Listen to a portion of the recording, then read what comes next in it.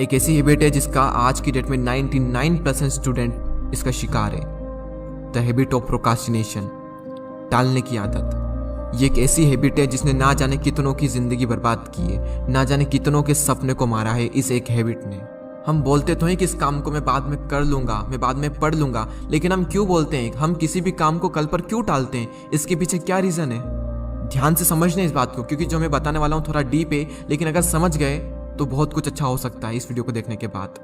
हम सिर्फ उन्हीं कामों को कल पर टालते हैं जो हमारे लिए अर्जेंट नहीं होते हैं और हमारे इंटरेस्ट एरिया में नहीं होते हैं। जब कोई काम हमारे लिए बहुत ज़्यादा अर्जेंट हो जाता है तब हम उसको नहीं टालते, क्योंकि वहाँ पर डू और डाई वाली कंडीशन क्रिएट हो जाती है।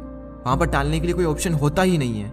वहाँ पर किसी भी काम को करना है तो करना ही होगा, कोई अदर ऑप्शन नहीं है। फॉर एग्जाम्पल, साल भर एक स्टूडेंट पढ़ाई को टालता रहता है कि पढ़ लूंगा पढ़ लूंगा पढ़ लूंगा, लेकिन जब एग्जाम आती है उस टाइम पर वो नहीं टाल सकता, क्योंकि वहाँ पर डू और डाई वाली कंडीशन है। वो चाहे या ना चाहे उसे पढ़ना ही पड़ेगा, क्योंकि टालने के लिए कोई ऑप्शन बचता ही नहीं है उस टाइम पर। तो एक तो ये हो गया कि जब तक कोई काम हमारे लिए अर्जेंट नहीं हो जाता तब तक हम उस काम को नहीं करते। मैं आपको एक एग्जाम्पल और देता हूँ। अगर मैं आपसे कहूँ कि आज आपको 5 घंटे पढ़ना है तो 99% स्टूडेंट्स उसको नहीं पढ़ पाएंगे।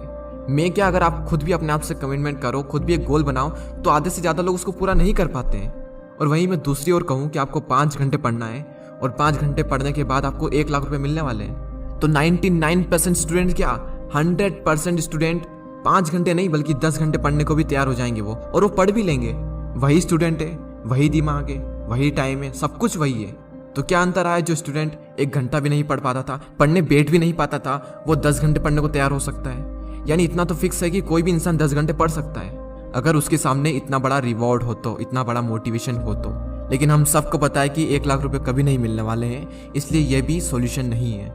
अपने माइंड में एंड गोल रखो कि एंड गोल क्या है, मैं जो कर रहा हूँ ये क्यों कर रहा हूँ, किस लिए कर रहा हूँ, क्या बनने के लिए कर रहा हूँ। सिर्फ एक ही सॉल्यूशन है, एक क्लियर विजन होना।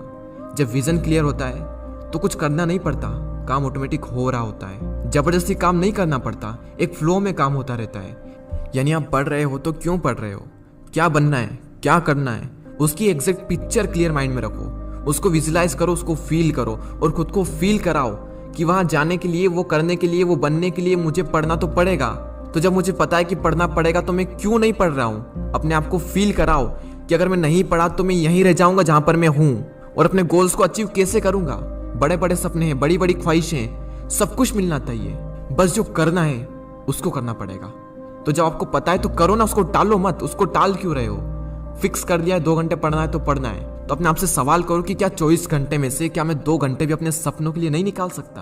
कुछ लोग तो 24 घंटे में से 12-12 घंटे तक काम कर सकते हैं, 12-12 घंटे तक काम करते हैं, बल्कि क्योंकि उनका विजन एकदम क्लियर है।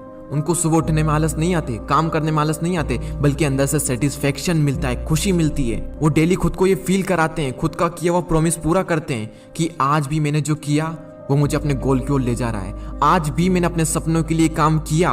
यही उनके लिए खुशी है, वही उनके लिए मजा है और यही इनके लिए इंटरेस्ट एरिया है। तो आज से टालना नहीं है, किसी भी काम को टालना है, लेकिन टालने की आदत को टालना है। दोस्तों, अगर वीडियो पसंद आया तो लाइक करें और चैनल पर अगर आप नए हैं तो सब्सक्राइब करना ना भूलें। मैं मिलता हूं आपसे अगले वीडियो में। जय हिंद, जय भारत।